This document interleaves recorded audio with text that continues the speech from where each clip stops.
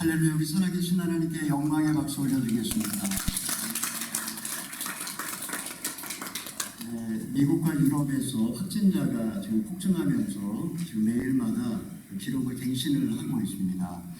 우리 랑디토토 우리 고등학교 학생의 부모님 가운데도 확진자가 생겨서 지금 다들 좀 긴장하고 계실 텐데요. 이렇게 예배 드리는 것이 얼마나 감사한지 모르겠습니다.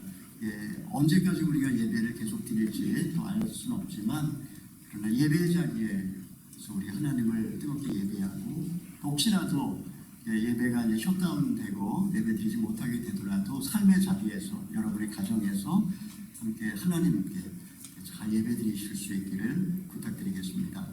잠깐 기도하고 말씀 나누겠습니다. 영원히 찬양을 받으실 주 여호와 우리 아버지 하나님, 있는 모습 그대로 빈손된 그대로 주님 앞에 나왔습니다.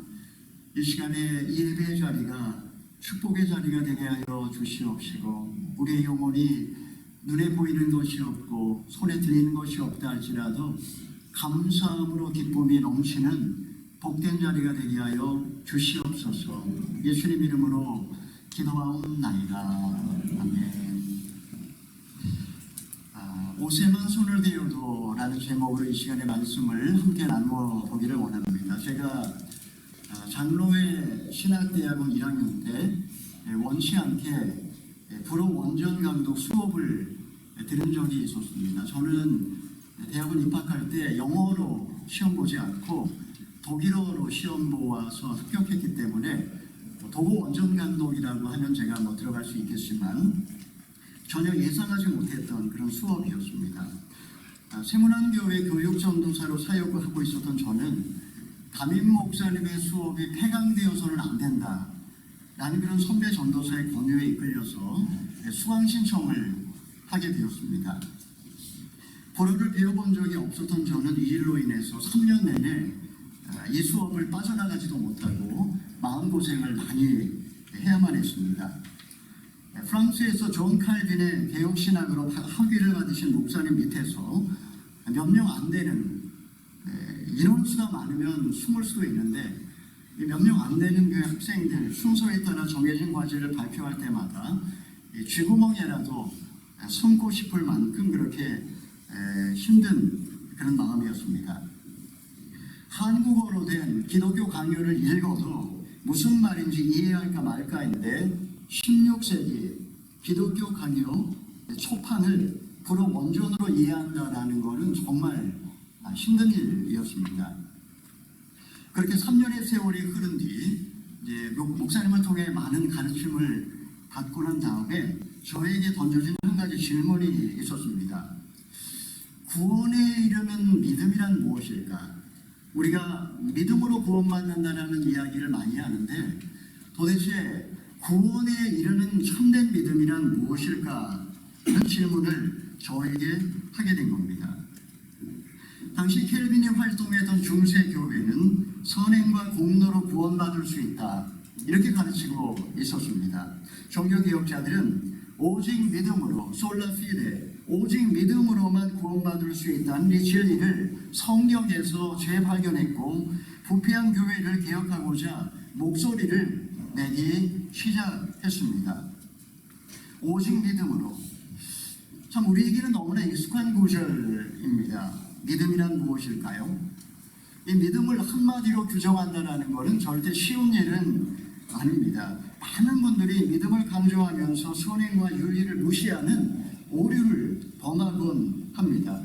믿음으로 구원 얻었으니 적당히 살아도 구원받을 수 있다고, 천국 갈 수 있다는 이런 도덕 불감증이 개신교 안에 널리 퍼져 있는 것도 사실입니다. 어떤 분들은 믿음을 적극적인 사고방식이라고 오해하는 경향도 있습니다. 나는 멋진 인생을 살 거야. 나는 100만 불을 벌 거야. 나는 내가 원하는 직장에 취업하게 될 거야. 이렇게 믿고 기대하고 생각하고 말하면 정말 믿음대로 된다라는 그런 것입니다. 이것은 믿음이 아니라고 이야기할 수는 없지만 그러나 사실은 세속적 욕망을 믿음이라는 이름으로 포장했을 뿐 구원에 이르는 1000% 100%의 믿음이라고 이렇게 이야기할 수는 없습니다. 오늘 본문에서 예수님께서는 내 믿음이 너를 구원했다 이렇게 말씀하셨습니다. 복음서를 보게 되면 주님께서 이와 같은 선언을 하신 적이 여러 차례 있는 것 같지만 사실 자세히 살펴보면 4번밖에 나타나질 않습니다. 예수님께서 3년 동안 수많은 사람의 병을 고쳐주셨을 텐데도 어째서 고작 4명에게만 이와 같은 선언을 하신 것일까요? 이 시간에 우리는 본문 말씀을 통하여 구원에 이르는 참된 믿음에 대하여 함께 말씀을 나누어 보기를 원합니다. 첫 번째로 구원에 이르는 참된 믿음이란 무엇일까요? 이것은 문제를 들고 주님 앞에 나아오는 것입니다. 우리 25절, 26절의 말씀을 읽어봅니다. 그 가운데 혈루병으로 12년 동안 앓고 있던 여인도 있었습니다. 이 여인은 여러 의사에게 치료를 받으며 고생도 많이 하고 죄상도 다 잃었지만 병이 낫기는커녕 악화될 뿐이었습니다. 예수님께서 회당장애들을 고쳐주기 위하여 가고 있는 그런 노중에서 일어난 일입니다. 사람들은 저마다 절박한 문제를 안고 서로 밀치고 떠밀며 예수님을 쫓았습니다. 예수님의 몸에 손이 닿으면 혹시라도 기적이 일어나지 않을까 하는 그런 기대감 때문이었습니다. 이때 사람들 틈을 비집고 예수님께 나가오는 한 여인이 있었습니다. 그녀는 12년 동안 만성적 자궁출혈로 고생하는 불쌍한 여인이었습니다. 병을 낫기 위하여 온갖 노력을 다해보았지만 모든 것이 허사였습니다. 오히려 병이 낫기는커녕 악화되었고 많은 의사에게 많은 고통을 받았습니다. 심지어 가지고 있던 재산도 다 잃어버리고 말았습니다. 그녀에게 남은 것은 절망과 죽음밖에 없었습니다. 당시 율법에 의하면 이 병은 부정한 병으로 규정되었기 때문에 결혼은 물론이거니와 정상적인 사회활동조차도 할 수 없었습니다. 그녀의 손이 닿는 것마다 모두 다 부정해졌기 때문에 그녀는 세상을 향해 나아가지 못하고 집에 갇힌 채 고립된 삶을 살 수밖에 없었습니다. 병이 생긴 이래로 지난 12년의 세월은 얼마나 수치스럽고 외롭고 힘들고 절망적인 시간이었겠습니까? 이런 여인이 예수님에 관한 소문을 듣게 되었습니다. 우리 27, 28절의 말씀 읽어봅니다. 그러던 중 예수의 소문을 듣고 뒤에서 무리들 틈에 끼어들어와서 예수의 옷자락에 손을 댔습니다. 예수의 옷자락만 닿아도 내 병이 나을 것이다 라고 생각한 것입니다. 여인은 예수님에 관한 놀라운 소문을 들었습니다. 많은 병자가 나음을 받았다라는 정말 믿기 어려운 이야기였습니다. 순간 여인의 마음속에는 주님의 옷깃에만 손을 대어도 나을 수 있다는 신랑 같은 믿음이 싹 텄습니다. 마침 예수님께서 가다라 지방에서 건너오신다라는 소식을 전해 들었습니다. 그녀는 자리에서 벌떡 일어났습니다. 고민할 이유가 없었습니다. 율법과 전통 중요하지 않았습니다. 내가 얼마나 비참하고 절박한 상황인지 알았기 때문에 사람의 시선도 중요하지 않았습니다. 하지만 당당하게 나아가서 예수님에게 고쳐달라고 할 그런 배짱은 없었습니다. 여인은 다만 예수님의 옷깃에만이라도 한번 잡아보고자 하는 한 가닥 소망을 갖고 많은 사람들 틈에 끼어들었습니다. 자, 여인이 예수님의 옷깃을 만졌을 때 어떤 일이 벌어졌습니까? 우리 19절의 말씀 읽어봅니다. 그러자 곧 출혈의 근원이 마르면서 이 여인은 자신의 병이 나은 것을 몸을 느낄 수 있었습니다. 그녀는 수많은 사람들을 뚫고 들어가서 예수님의 옷깃에 손가락을 살짝 갖다 대었습니다. 놀랍게도 즉시 혈루의 근원이 뿌리로부터 마르는 것을 그녀가 느낄 수 있을 만큼 그런 기적이 순식간에 일어났습니다. 12년 동안 그녀를 짓누르고 있던 모든 짐이 벗겨지면서 절망이 변하여 희망이 되고 슬픔이 변하여 기쁨이 되었습니다. 그 감격을 어떻게 말로 다 표현할 수 있겠습니까?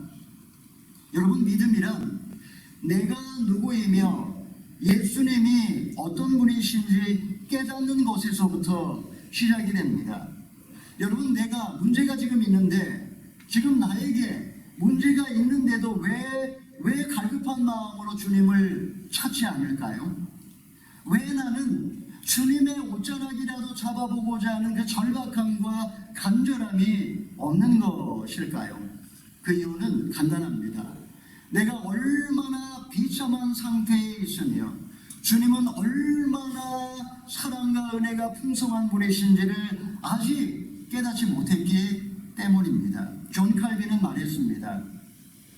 인간의 모든 부분은 이성으로부터 의지까지, 영혼에서부터 육체까지 모두 타락하여 전부 다 정욕으로 가득 차 있다.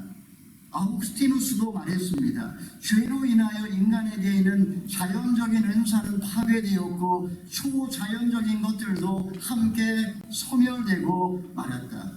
이것을 종교개혁자들은 전적 타락이라고 이야기를 했습니다. 본문에 등장하는 여인은 만신창이가 되어서 몸도 마음도 관계도 다 망가져버린 고독하고 가련한 인간을 상징합니다. 지금 나 역시 하나님 보시기에는 계속 피를 흘리며 생명력을 잃어가는 무기력하고 비참한 존재입니다. 여러분, 믿음으로 산다는 것은 내가 추악한 죄악으로 얼룩진 가증하고 소망 없는 존재라는 사실을 정직하게 인정하는 것에서부터 시작됩니다.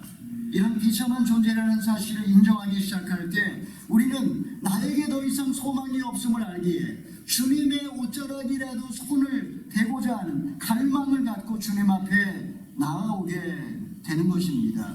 여러분, 지금 분명 문제가 있습니다. 분명 문제가 있습니다. 마음도 몸도 피폐해졌고 관계도 망가져 버렸고 영혼은 고독하고 숨 쉬는 것조차 괴롭습니다. 여러분, 이 순간에 우리에게 필요한 믿음, 주님께 나아오면 소망이 있다는 믿음을 가지고 주님께 나오는 것, 바로 이것을 우리는 구원에 이르는 믿음이라고 이야기를 합니다.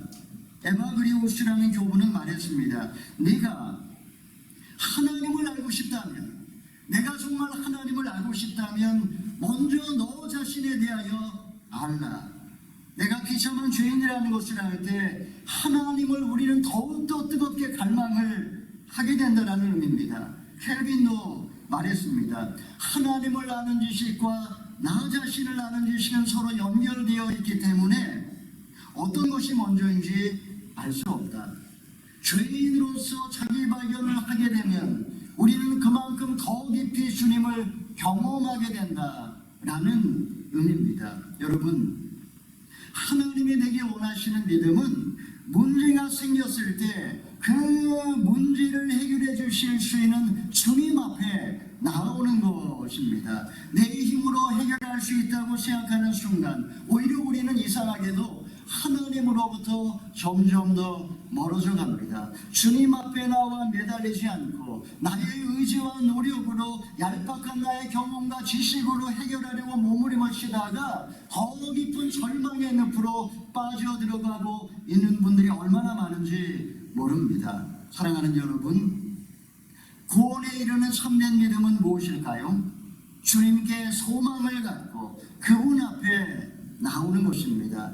주님의 옷자락이라도 만져보고자 하는 절박한 간절한 마음을 갖고 그 앞에 엎드리는 것입니다. 바로 그때부터 하나님의 은혜가 우리의 삶의 기적을 만들어내고 영원한 구원을 주시는 줄 믿으시기를 바랍니다. 두 번째로, 구원에 이르는 참된 믿음은 무엇일까요? 그것은 바로 주님 앞에 고백하는 것입니다. 우리 30절, 32절까지 읽어보겠습니다. 동시에 예수께서도 자신의 몸에서 능력이 나간 것을 알아차리셨습니다. 예수께서 사람들을 돌아보며 물으셨습니다. 누가 내 옷자락에 손을 대었느냐? 제자들이 대답했습니다. 이렇게 많은 사람들이 밀어대는 것을 것을 보시면서 누가 손으로 되었느냐고 물으십니까? 그러나 예수께서는 누가 옷을 만졌는지 알아보려고 둘러보셨습니다. 여인은 고침을 받은 후 살짝 빠져나오려고 했습니다. 예수님은 자신의 몸에서 능력이 나간 줄을 아시고 누가 내 몸에 손을 대었느냐고 물어보십니다. 예수님 주변에는 수많은 군중이 있었고 혹시라도 기적이 일어나지 않을까 하는 기대감을 가지고 옷깃에 손을 만질 뿐만 아니라 몸을 부비는 그런 사람들도 많이 있었습니다. 제자들은 이런 모습을 보면서 예수님이 이 질문한 것에 대하여 의아하게 생각을 한 것입니다. 주님께서 무리를 둘러보시는 순간 여인은 그 자리에서 얼어붙고 말았습니다. 병 고침의 감격은 순식간에 사라지고 이제 사람들 앞에서 자신의 수치가 드러나 비난과 모욕을 당하지 않을까 하는 그런 공포가 엄습하였습니다. 율법의 격리 규정을 어기고 무리들 틈에 들어와서 많은 사람을 부정하게 만들었기 때문에 지금 여인을 향하여 사람들이 돌팔매질을 할 수도 있는 그런 상황이었습니다. 자, 이때 여인은 어떻게 하였습니까? 우리 34절의 말씀 읽어봅니다. 그러자 자기에게 일어난 일을 알고 있는 이 여인이 와서 예수의 발 앞에 엎드려 두려움에 떨면서 사실대로 말했습니다. 예수께서 여인에게 말씀하셨습니다. 사람의 믿음이 너를 구원했다. 이제 안심하고 가거라. 그리고 병에서 해방돼 건강하여라. 여인은 예수님과 눈을 맞추지 않고 그냥 군중 속으로 슬며시 도망갈 수도 있었습니다. 또는 자신의 과거에 부정한 환자였다라는 사실을 숨기고 가면을 쓴 채 태어난 척 그렇게 할 수도 있었습니다. 모든 것을 알고 계신 예수님, 그 주님 앞에 숨길 수 없었던 여인은 결국 예수님 발 앞에 엎드려서 두려워 떨며 지난 과거의 모든 사실을 다 있는 그대로 아뢰었습니다. 여러분, 많은 사람들 앞에서 자신의 과거의 그 부끄러움을 드러낸다는 거 절대 쉬운 일이 아닙니다. 여인은 자의식을 극복하고 지난 12년의 인생의 슬픔에 젖어 있었던 그 모든 이야기를 고백을 했습니다. 예수님은 그녀의 믿음을 보셨습니다. 그리고 그 믿음을 통해서 구원을 선포하십니다. 내 믿음이 너를 구원하였다. 안심하여라. 이제 병에서 해방하여 건강하여라. 구원이 이를 만한 믿음은 나의 비참함과 나의 부끄러움을 주님 앞에 고백하는 것입니다. 여러분이 고백은 때로 주님 앞에서도 하지만 여러 성도들 앞에서 고백하는 경우도 있습니다. 이것을 간증이라고 하고 나눔이라고도 이야기를 합니다. 우리가 교회에서 함께 신앙생활하는 성도로서 우리가 유념해야 될 것이 있습니다. 우리는 서로 그냥 각자 독립된 개체인 것처럼 보이지만 사실 마치 나무뿌리처럼 서로 생명으로 연결된 존재라는 사실입니다. 우리가 교회 안에서 고통과 기쁨을 함께 느끼는 이유가 여기에 있습니다. 본회포는 신도의 공동생활, 게마인사메스 레벤이라고 하는 그의 책에서 이렇게 말했습니다. 우리 그리스도인들은 예수님 때문에 서로가 서로를 필요로 합니다. 그리스도인은 오직 예수님을 통해서만 가까워질 수 있습니다. 인간적으로 가까워지려고 하면 나중에는 원수가 됩니다. 하지만 우리 한 사람 한 사람이 예수님을 통해서 가까워지면 형제자매보다 더 가까워질 수 있습니다. 우리는 그리스도 예수 안에서 영원 전부터 택함받았고 시간 안에서 용납되었으며 영원히 하나가 되었습니다. 우리가 홀로 고독과 침묵 속에 주님과 친밀한 교제를 나누는 것, 이런 큐티, 개인경건 필요합니다. 하지만 이 개인경건을 한 다음에는 공동체로 나와서 서로를 섬김으로써 우리는 온전한 그리스도인으로 완성되어져 갑니다. 주님이 이 땅에 교회를 주신 목적이 바로 여기에 있는 것입니다. 어머니로서의 교회의 양육을 받을 수 있도록 서로가 서로에게 이런 필요를 채워주는 생명 공동체로 주님은 이 땅에 교회를 세워 주신 것입니다. 그러므로 우리가 어떻게 살아야 마땅할까요? 우리가 서로의 관계성 속에서 어떻게 해야 할까요? 혀에 굴레를 세우고 온유함으로 섬기고 말없이 조용히 귀를 기울이고 어려운 형제자매를 도우며 서로의 짐을 나누어 주는 것, 여러분, 이것이 주님이 우리에게 부탁하신 성도의 삶입니다. 사랑하는 여러분, 공동체 안에서 자신의 연약한 모습을 있는 그대로 고백하고 또 함께 기뻐하는 자와 함께 기뻐하고 함께 눈물 짓는 자와 함께 눈물 짓는 것, 바로 이것이 주님이 우리의 교회에 원하시는 모습 아닐까요?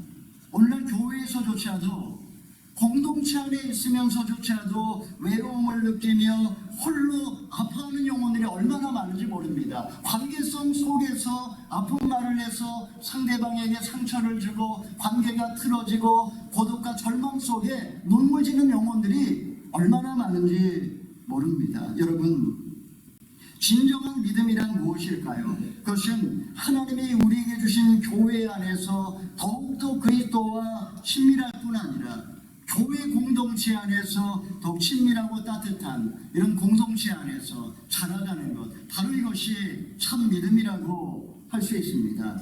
세 번째로, 구원에 이르는 참된 믿음은 무엇일까요? 그것은 끝까지 기다리는 것입니다. 우리 35절의 말씀을 읽어봅니다. 예수의 말씀이 채 끝나기도 전에 야이로 회당장의 집에서 사람들이 와서 말했습니다. 따님이 죽었습니다. 선생님께 더 이상 패기칠 게 뭐가 있겠습니까? 12년 동안 혈루증을 앓던 여인이 예수님의 그 옷깃을 만짐으로써 고침을 받았습니다.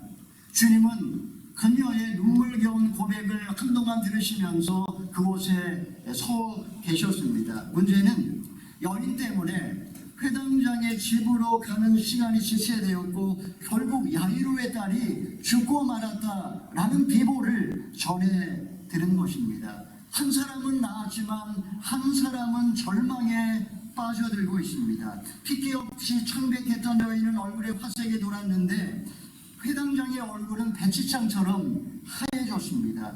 구원의 기쁨으로 여인의 눈에서는 눈물이 흐르고 있지만 회당장의 눈에서는 절망과 그리고 좌절의 눈물이 흘러내리고 있습니다. 여러분, 이것이 우리가 매일매일 경험하고 있는 인생의 아이러니입니다. 똑같이 믿음으로 시작했습니다.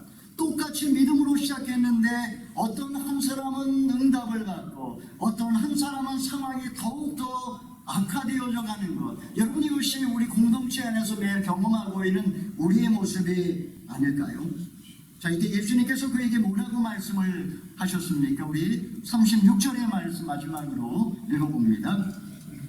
예수께서 그 말에 아랑곳하지 않으시고 회당장에게 말씀하셨습니다. 두려워하지 말고 믿기만 하여라. 예수님은 그를 향하여 두려워하지 말고 믿기만 하라고 그렇게 말씀하셨습니다. 딸의 병은 고쳐지지 않았고 오히려 딸은 죽어서 이제 소망마저, 한가닥 신락 같은 소망마저 끊어져 버렸습니다. 그런데 주님은 그에게 눈에 보이는 상황에 낙심하거나 두려워하지 말고 주님의 능력과 주님의 은혜를 믿고 기다리라고 그렇게 부탁을 하셨습니다. 여러분, 어느 누가 죽음 앞에 아랑곳하지 않고 이런 말을 할 수 있겠습니까? 예수 그리스도만 밖에는 이런 말을 할 수 있는 분은 없습니다. 믿음의 반대말은 불신이 아니라 두려움이라고 이야기합니다. 사람이 믿음을 잃어버리게 되면 내면이 오그라들고 소심해집니다. 사람이 부정적이 되고 불신에 빠지고 그리고 원망하고 불평합니다. 의욕을 상실해버리고 그냥 자리에 누워버리게 됩니다. 두려움은 우리를 믿음의 길에서 멀어지게 하는 원수입니다. 그렇기 때문에 예수님께서는 두려워하지 말라고 그에게 담대한 믿음을 심은 것입니다. 여러분, 두려움은 어디에서 오는 것일까요? 두려움은 그냥 자연스러운 어떤 상황 속에서 생겨난 감정이라고 우리는 이야기합니다. 불안정한 직장과 어떤 삶의 궁핍은 우리를 두렵게 만듭니다. 코로나가 확산되면 사람들은 공포에 사로잡히고 서로와 관계도 점점 멀어집니다. 비자라든가 영주권의 문제가 해결되지 않고 지지부진하면 불확실한 미래에 대한 그런 두려움이 엄습합니다. 사랑하는 사람이 병들거나 아니면 세상을 떠나게 되면 절망감과 허무감이 우리의 영혼을 사로잡아 버립니다. 여러분, 두려움은 단순한 감정일까요? 두려움은 사실은 하나님과의 관계 단절에서 오는 영적인 질병입니다. 그렇기 때문에 주님은 두려워하지 말라고 그렇게 말씀하셨습니다. 전능하신 하나님, 말씀 한마디로 천지를 창조하신 그 하나님, 죽은 자를 살리고 없는 것을 있는 것처럼 부르시는 그 하나님이 나와 함께 하신다면 그 하나님이 내 인생을 책임져 주실 것인데 무엇이 두렵겠습니까? 하나님을 신뢰하고 고난 중에라도 끝까지 기다리면 기적이 일어나는 줄 믿으시기를 바랍니다. 여러분, 믿음은 더딜지라도 전능하신 하나님을 끝까지 믿는 것, 이것이 참 믿음입니다. 가장 힘들 때가 언제입니까? 가장 힘들 때는 내가 할 수 있는 게 더 이상 아무것도 없을 때, 그때가 사실 가장 힘들 때입니다. 하지만 기다림은 겉으로 볼 때 무능력하고 무기력한 행동처럼 보이지만 사실 기다린다라는 것이야말로 연약한 인간이 전능하신 하나님 앞에서 할 수 있는 가장 위대한 결단이요, 가장 위대한 행동이라는 사실 기억하시기를 바랍니다. 사랑하는 여러분, 혹시 지금 죽고 싶을 만큼 힘드십니까? 주님 앞에 나오시기를 바랍니다. 있는 모습 그대로 주님께 고백하시기를 바랍니다. 절망적인 상황 가운데에서도 끝까지 기다리시기를 바랍니다. 지금 당장 문제가 해결되지 않고 오히려 악화된다 할지라도 두려워하지 마시고 주님의 옷깃을 붙잡고 믿음으로 기다리면 여러분의 인생에도 기적이 일어날 줄 믿으시기를 바랍니다. 찰리 채플린이 말하기를 인생은 가까이서 보면 비극처럼 보이지만 멀리서 보면 희극이라고 했습니다. 혹시 지금 힘겨운 나날을 보내고 계신 분 있지 않습니까? 여러분의 영혼을 갉아먹는 두려움이라고 하는 생쥐, 그 생쥐를 판단하고 있지는 않습니까? 여러분, 두려워하지 마시고 믿으시기 바랍니다. 주님이 여러분의 인생에도 기적을 행하여 주실 것입니다. 이 시간에 예수님의 옷깃에만 손을 대어도 나올 수 있다는 그 손도 100%의 믿음을 갖고 가장 절망적인 순간에도 두려워하지 마시고 오직 믿음으로 솔라피데, 오직 믿음으로 다시 한번 절망의 자리를 딛고 일어나실 수 있기를 바랍니다. 이런 구원의 은혜가 이번 한 주간에도 저와 여러분 그 가정 안에, 여러분의 인생 안에도 함께 하시기를 주님의 이름으로 축원합니다. 아멘. 이 시간에 우리 말씀에 의지하여 결단하며 기도하기 전에 찬양하기를 원합니다. 주발 앞에 무릎 꿇고 그 사랑에 나간 길에 어떤 말도 어떤 소리도 그 발 앞에 잠잠해지네. 주 나의 사랑 그 발 앞에 앉아 내 모든 기도는 사랑의 노래가 되네. 주의 옷자락 만지며 주의 발에 입 맞추며 나의 왕관을 놓으리. 우리 가사의 의미를 생각하며 함께 찬양하겠습니다.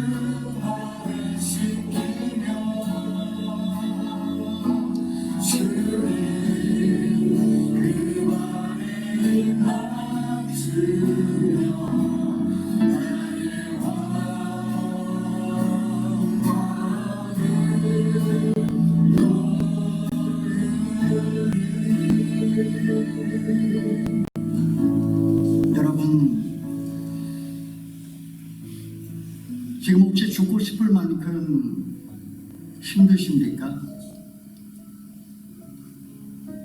왜 그런 상황 속에서도 주님 앞에 나오질 못하십니까?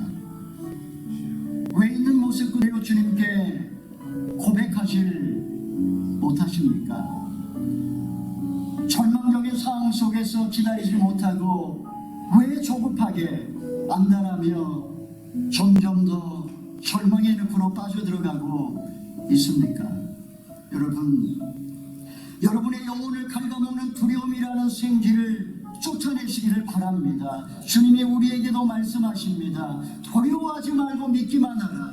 하나님 아버지, 이 시간에 함께 기도할 때 전능하신 하나님을 바라보며 이제 잠잠히 주님의 구원을 기다리기를 원합니다. 주님이 나의 인생을 책임져 주시옵소서. 주님 내 인생에 기적이 일어나게 하여 주시옵소서. 주님 나의 삶의 모든 질병이 떠나가게 하여 주시옵소서. 나의 가정의 모든 어려움들도 물러가게 하여 주시옵소서. 우리 함께 주여 한번 외치고 믿음을 달라고 참 믿음을 더하여 주시옵소서. 주여 한번 외치고 간절히 기도합니다. 주여 살려오신 하나님 아버지, 이 시간에 주님을 떠나가서 주님의 자랑을 만들기를 주님원합니다. 하나님 아버지, 우리 가운데 모든 질병을 떠나가게 하여 주소서. 하나님 아버지, 우리 가운데 우리가 하나님 아버지 행하는 야야 하나님 아버지 신당을 살리고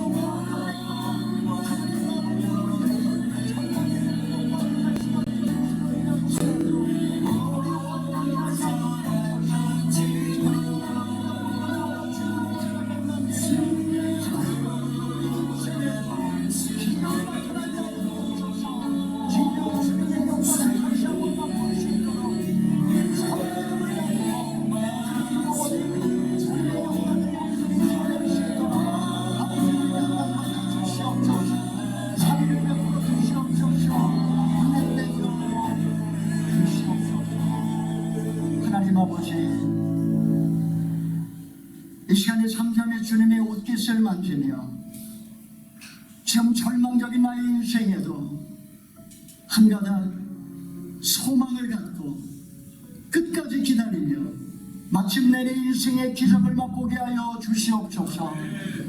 있는 모습 그대로 주님 앞에 나아갑니다. 주님 나의 병을 치유하여 주시옵소서. 부끄러운 과거를 고백하오니 나의 죄를 용서하여 주시옵소서.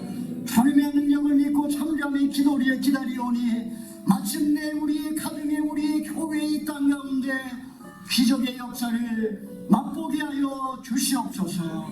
예수님의 이름으로 기도하옵나이다. 아멘. 다 함께 일어나셔서 봉헌하며 주님께 나아가겠습니다.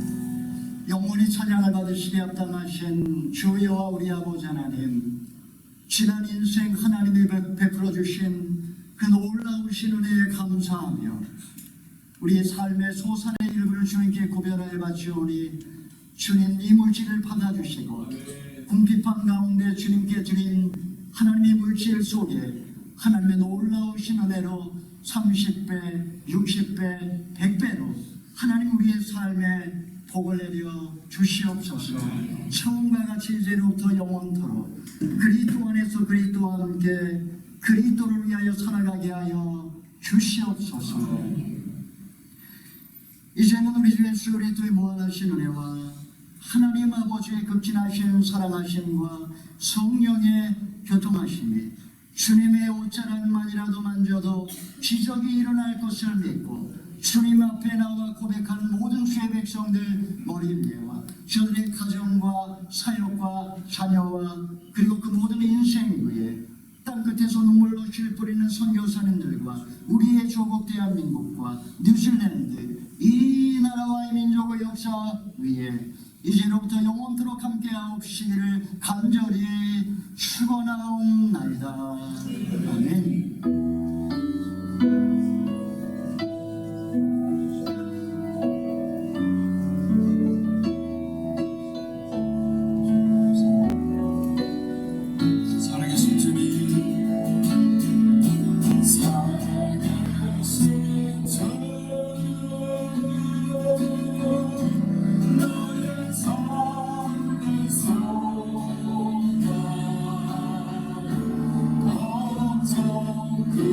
See